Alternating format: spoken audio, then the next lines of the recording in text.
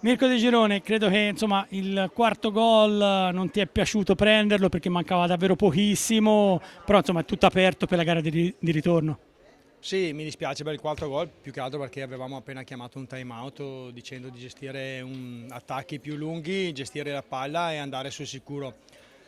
Non l'abbiamo fatto, ma diciamo che anche avevamo speso tanto e quindi magari mancava un po' di lucidità. Di questo mi prendo io sempre la responsabilità, come dico ai ragazzi,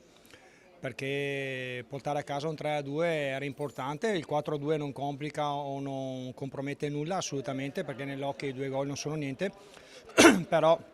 se lo evitavamo quel gol lì era meglio, ma sono soddisfatto perché comunque